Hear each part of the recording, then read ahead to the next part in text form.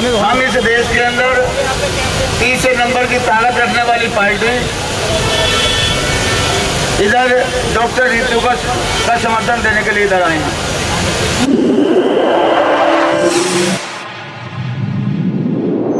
इस news channel पर जो भी वक्ता ने कहा वो उसकी अपनी राय है, जिसकी पुष्टि नेशन न्यूज इंडिया नहीं करता। धन्यवाद। और हम लोग चाहते हैं इस देश में हर बेटी को, हर नौजवान को इस देश के अंदर न्याय मिले। बाबा साहब ने तो जाते जाते उंगली पार्लियामेंट की तरफ की थी कि capital is temple of power for your emancipation. सत्ता के इस मंदिर पे कब्जा कर लो गरीबों, तुम्हारी सारी समस्याओं का अंत हो जाएगा। 131 हम रखते हैं, मगर 131 जीत के किसके सहारे जाते हैं? इस देश में मात्र 15% लोग एक तरफ 38 दल लिए बैठे हैं, एक तरफ 26 दल लिए बैठे हैं, और हम लोग यहाँ 4-5 लोग बैठे हैं तो एक दूसरे के उसकी आलोचना करना, एक दूसरे की टीका टिप्पणी करना, इसके अलावा हमारा दूसरा कोई काम नहीं नजर आ रहा। हम यहाँ सब एकजुट होकर काम करें और जिस लक्ष्य को लेकर हम लोग आए हैं उस लक्ष्य को लेकर हम लोगों को काम करना चाहिए। और डॉक्टर रितु को जो यहाँ पर जिस प्रिंसिपल ने उनके साथ अन्याय किया उस डॉक्टर सरिता रॉय को जब तक सलाह के पीछे नहीं भेज देंगे तब तक हमें चैन से बैठना नहीं है। इस देश में छल, शाम, दाम, दंड, भेद, छल, कपट सारे हथियार इस्तेमाल कर ये हम लोगों को कमजोर करने में लगे हैं। इसलिए मैं आप लोगों से कहना चाहता हूँ कि हम भिन्न भिन्न विचारधारों के विचारधारा तो हमारी सबकी एक ही है। यदि ये बाबा साहब को मानने वाले लोग हैं और ये जय भीम की बात कर रहे हैं तो विचारधारा तो एक है। और वे विचारधारा बाबा साहब के कि देश के अंदर जब तक आप लोग देश के अंदर राजा नहीं बनेंगे आपकी समस्या का समाधान होने वाला नहीं है। आपने 75 साल की आजादी में सबको राजा बना के देखा है। 50 साल से ज्यादा कांग्रेस को मौका दिया, बीजेपी को मौका दिया, जनता दल को मौका दिया, अब एक खानों का पार्टी आ गई उसको ही मौका दे दिया। और हम बात यहाँ बाबा की करते हैं और कभी बनिए की सरकार बनाते हैं, कभी पंडित जी की बनाते हैं, कभी यहाँ पर पंजाबी की बनाते हैं।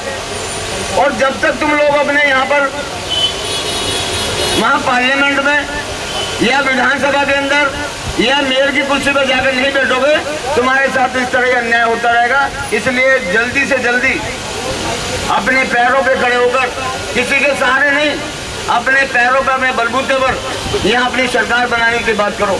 और जब तक आप लोग सरकार नहीं बनाएंगे तब तक साथियों बात बनने वाली नहीं है। ये आपको समय समय पे छलना काम करें। माननीय कांसी राम साहब ने एक नारा लगाया कि जो बहुजन की बात करेगा वो दिल्ली से राज करेगा। ये नारा उन्होंने लगा दिया, मगर हमारे लोगों ने नारे को नहीं पकड़ा।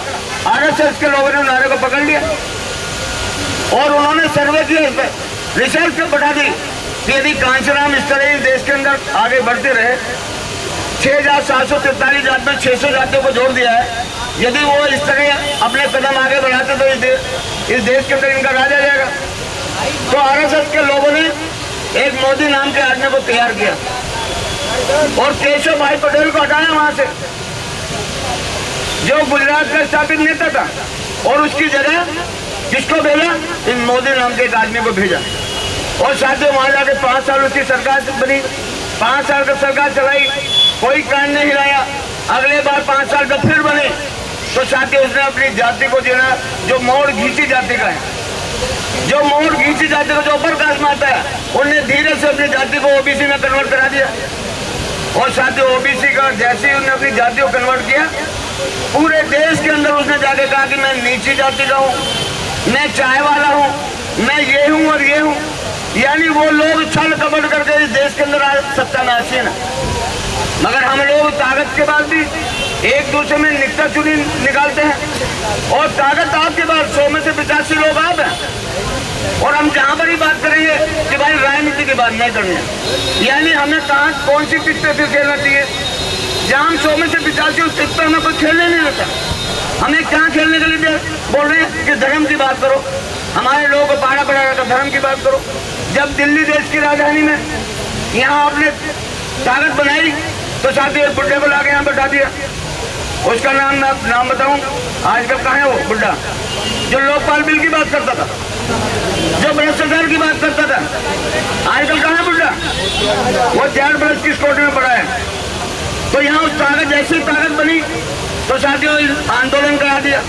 आंदोलन में देश के अंदर सबसे पहले इस देश के अंदर आपके तिरंगे झंडे का अपमान करने का काम किया।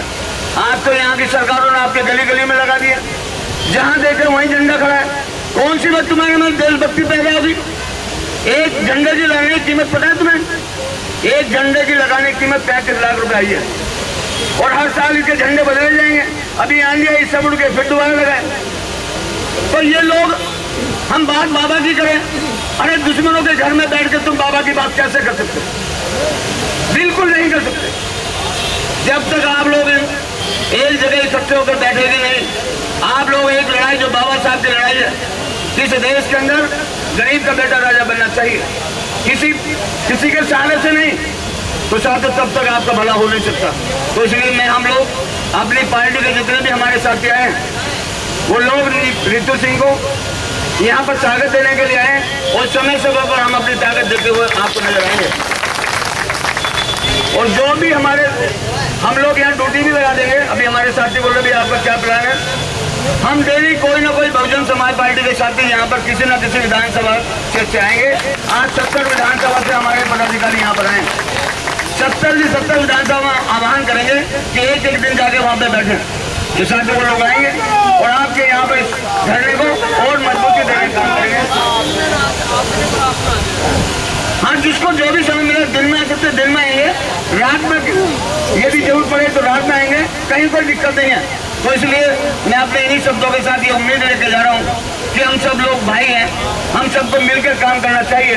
एक दूसरे की टीका टिप्पणी ना कर हमें एक दूसरे को गले लगाना चाहिए और गले लगाकर मिशन मूवमेंट को आगे बढ़ाना चाहिए। और इस देश की जो अन्याय जो ये लोग कर रहे हैं, इस अन्याय को खत्म करके इस देश के अंदर समता मूलक समाज की स्थापना हो, हर जाति और धर्म के लोगों को मान और सम्मान मिले, हर व्यक्ति को न्याय मिले और किसी के प्रति अन्याय ना हो, ऐसी निवेदन करते हुए अपनी बात को खत्म करता हूँ। जय भीम, जय भारत, नमो बुद्धाय, खुदा हाफिज।